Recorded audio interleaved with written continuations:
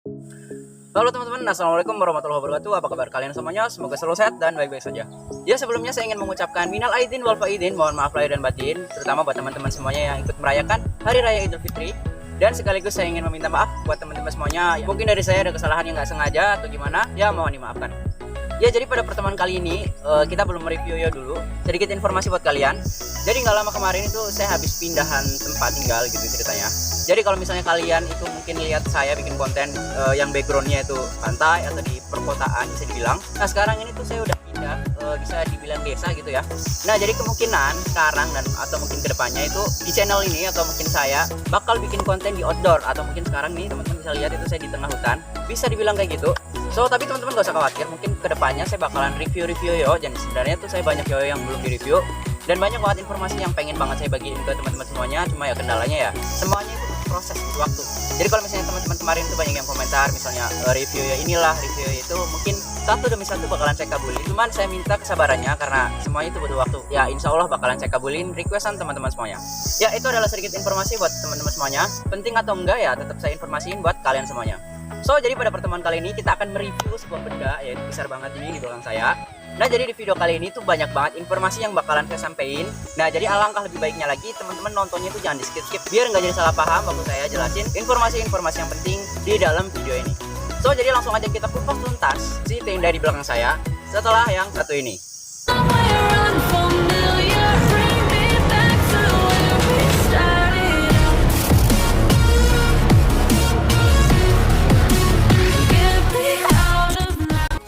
Ya jadi teman-teman untuk pembahasan si tenda ini kemungkinan bakalan saya pisah jadi tiga. Yang pertama itu untuk review lengkapnya si tenda Antares 4 ini. Yang kedua itu untuk tutorial, mungkin saya bakalan kasih tahu cara pasang si tenda ini. Dan untuk part yang ketiga itu adalah testimoni. Jadi si tenda ini tuh bakalan saya pakai. Yang pertama dari fitur-fiturnya, juga bakalan saya tes ketahanan airnya.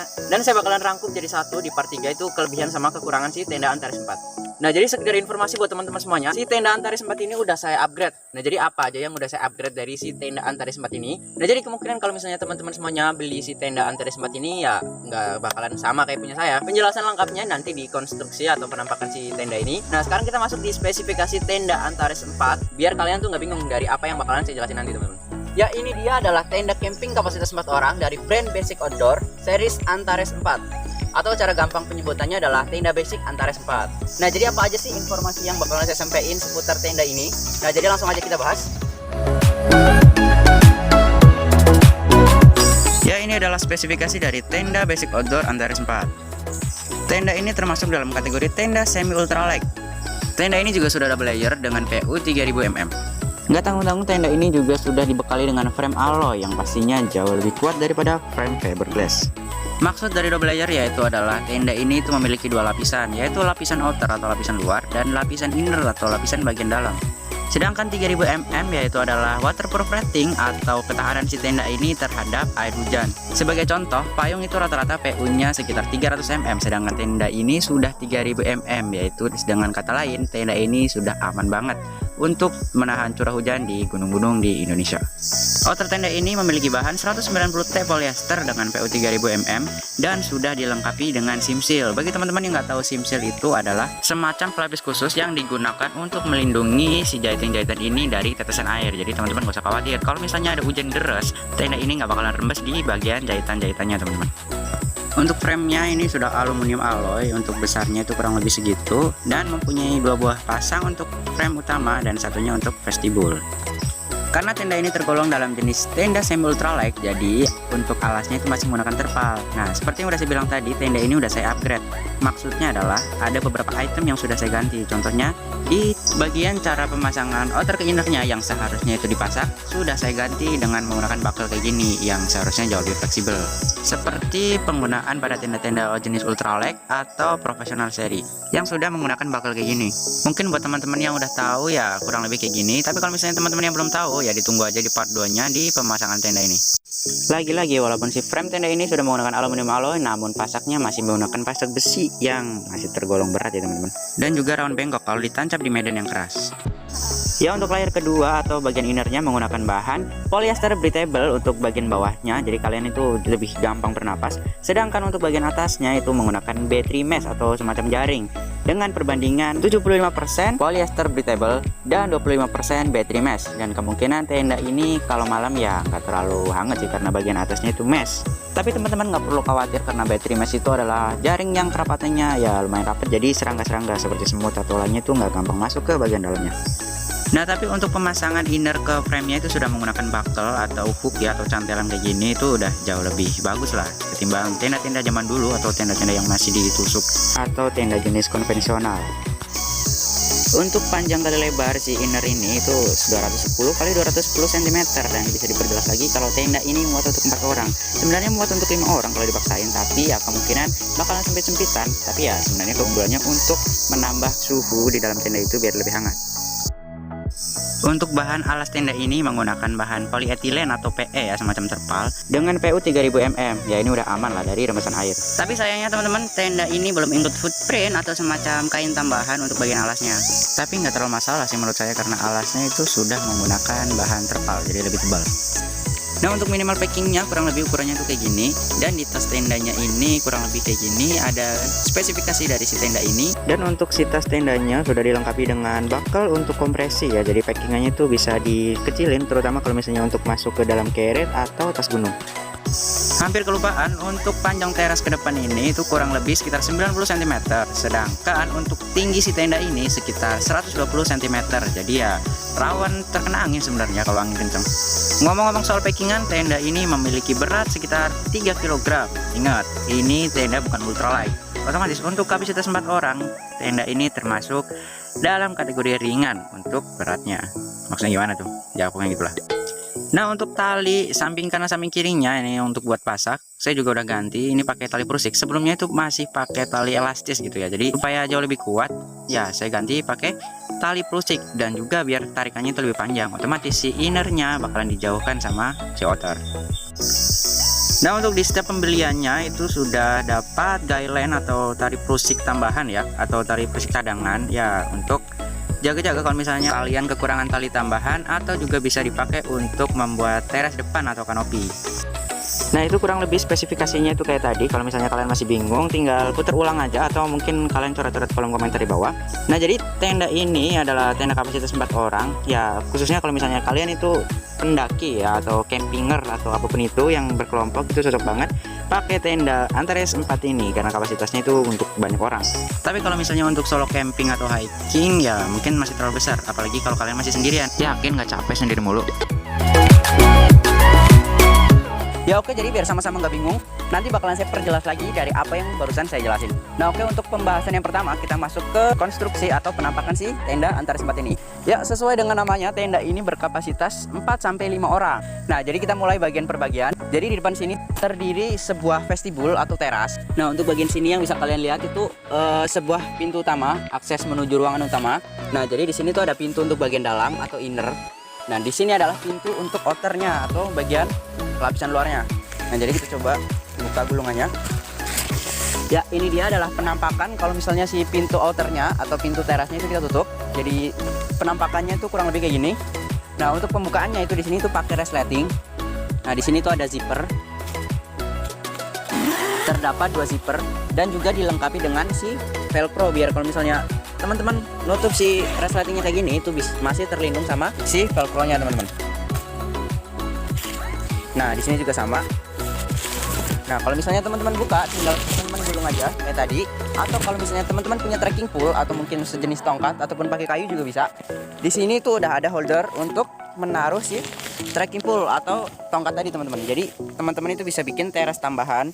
Kalau misalnya teras yang satu ini tuh belum cukup buat entah mungkin masak ataupun taruh barang-barang. Tapi tetap aja saya saranin kalau misalnya hujan, teman-teman tetap harus tutup si teras ini karena kemungkinan kalau misalnya hujan angin tuh si air bakalan masuk ke bagian innernya. Nah, ini dia penampakan si samping kanan. Sebenarnya samping kanan sama samping kiri itu sama aja. Di sini tuh nggak ada ventilasi udara atau apapun itu. Nah, tapi di sini tuh terdapat sebuah tali guideline. Ini cuma talinya saya gulung aja. Nah, fungsi si tali ini tuh kalau misalnya teman-teman hiking atau camping terus terjadi angin kencang atau badai. Nah, kalau misalnya teman-teman tuh bentangin si tali ini terus misalnya dipasak, itu mengurangi resiko si tenda ini terkena angin kencang. Nah, jadi kebetulan karena ini untuk review buat teman-teman semuanya, jadi si tali ini tuh nggak saya pasang, cuma saya pasang di bagian bawah ini. Nah di sini juga saya udah ganti pakai tali prusik. Nah bisa dilihat si tali prusik ini juga jauh lebih panjang, dengan harapan si outer ini nggak menempel sama si bagian innernya. Nah terus di sini juga ada tulisan Basic Outdoor atau si brand dari tenda ini. Nah untuk bagian belakangnya tuh di sini terdapat satu buah ventilasi. Nah untuk si ventilasinya ini tuh dilengkapi dengan velcro. Jadi kalau misalnya teman-teman malam mungkin untuk mengurangi dingin si tenda ini tuh teman-teman tinggal tutup aja velcro-nya kayak gini. Kalau misalnya teman-teman panas butuh angin masuk, tinggal teman-teman buka aja, terus tinggal teman-teman sanggah aja pakai penyangganya tuh kayak gini. Nah biar anginnya tuh tetap masuk. Tapi di sini tuh di dalam sini tuh ada mesh. Nah jadi fungsi si mesh ini tuh selain biar angin masuk, itu juga untuk menghalang serangga seperti semut atau fly-nya itu nggak bakalan masuk ke bagian si inner tenda ini teman-teman. Nah untuk bukaannya nih, untuk bagian belakang ini tuh nggak sama kayak bukaan bagian depan. Nah dimana kalau di depan itu ada vestibulnya, di belakang ini cuma ada satu buah zipper atau resleting, itu cuma satu. Jadi kalau misalnya teman-teman pengen masuk ke dalam itu tinggal buka kayak gini. Nah terus teman-teman gulung ke bagian samping kanan samping kirinya teman-teman. Nah ini tuh ada sejenis hook atau cantelan. Nah terus untuk bagian kanan juga tinggal teman-teman lepas saja pasaknya. Terus teman-teman gulung kayak yang satunya itu. Nah jadi udah nih, di bagian belakangnya tuh pintunya kayak gini, cuma satu aja. Jadi bukanya tuh digulung ke samping kanan samping kiri. Nah di sini juga udah kelihatan satu buah pintu bagian innernya. Jadi kalau teman-teman mau masuk tinggal dibuka aja kayak gini. Terus tinggal kalian gulung aja nih bagian innernya. Nah si pintu tenda ini udah terbuka, jadi kurang lebih kayak gini. Nah keunggulan si tenda yang punya 2 pintu ini, kalau misalnya siang tuh nggak terlalu panas teman-teman, nggak terlalu gerah, karena sirkulasi udara itu benar-benar lancar banget. Ada angin dari belakang ataupun dari depan itu bakalan masuk semua. Beda sama tenda yang cuma punya 1 pintu, kurang lebih kayak gitu teman-teman. Nah, oke sekarang kita bahas di bagian dalamnya nih ada apa aja. Cuma karena kebetulan sekarang ini masih siang, jam 2-an saya bikin video ini tuh, jadi itu panasnya tuh kerasa banget teman-teman. Kecuali kalau ada angin sedikit dari depan atau dari belakang itu baru panasnya tuh nggak terlalu. Ya bisa teman-teman lihat kalau penampakan dari depan ini udah jelas banget ya, ada 2 pintu, itu bukanya tuh besar banget. Dan untuk terasnya ya lumayan lah, untuk masak-masak itu udah cukup. Nah untuk pintu innernya itu di sini ada zipper ya atau resleting lah. Di sini ada 2 buah resleting, jadi bisa dipakai dua-duanya. Terus kalau teman-teman mau buka si pintu ini itu tinggal teman-teman gulung-gulung aja. Nah kurang lebih kayak gini. Nah terus di ujungnya itu ada sejenis kayak cantolan ya atau hook gitu, untuk si pintunya itu tertahan gitu, tetap tergulung gitu, nggak ngangser-ngangser lah istilahnya. Nah di bawah pintunya juga nggak langsung ke tanah gitu ya teman-teman, ada semacam lebihan bahan yang kurang lebih jaraknya hampir 1 jengkal. Nah si fungsi ininya tuh untuk mencegah kalau misalnya dari bawah si tenda ini tuh ada air atau genangan. Nah itu di dalam nggak bakalan tembus. Nah terus di bagian dalamnya tuh di sini ada set pocket, masing-masing di kanan kirinya itu ada 2, jadi totalnya itu ada 4 set pocket. Ya kurang lebih fungsinya mungkin untuk taruh HP atau barang-barang lainnya seperti senter dan lain-lain. Nah untuk bagian atas inner ini itu ada sebuah hook atau cantelan ya, kurang lebih fungsinya untuk menaruh lampu tenda. Tapi sayangnya nggak ada kantong tambahan. Untuk jarak antara inner sama outernya itu lumayan sih, di sini ada 4 jari.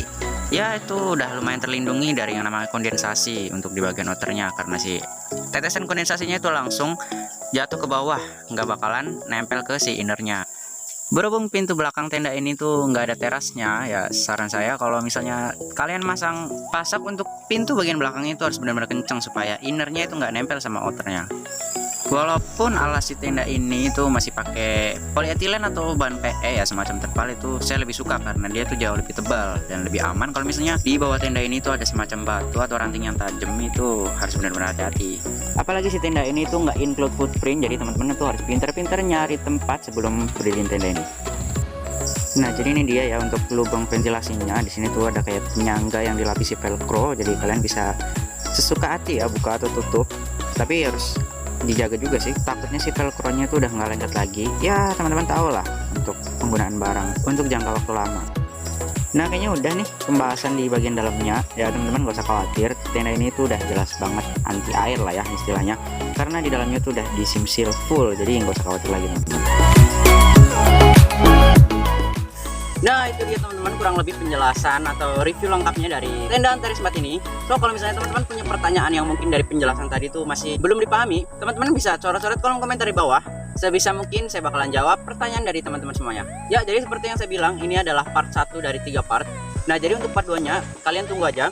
Ya oke, jadi kalau misalnya teman-teman suka sama video ini silahkan klik jempol ke atas. Kalau misalnya nggak suka, di jempol ke bawah aja nggak apa-apa. Kalau misalnya teman-teman ngerasa channel ini bermanfaat, atau mungkin kedepannya teman-teman butuh informasi mengenai outdoor, atau mungkin berbagai informasi yang bakalan saya share lagi, silahkan teman-teman klik tombol merahnya untuk subscribe. Kalau nggak subscribe juga nggak apa-apa.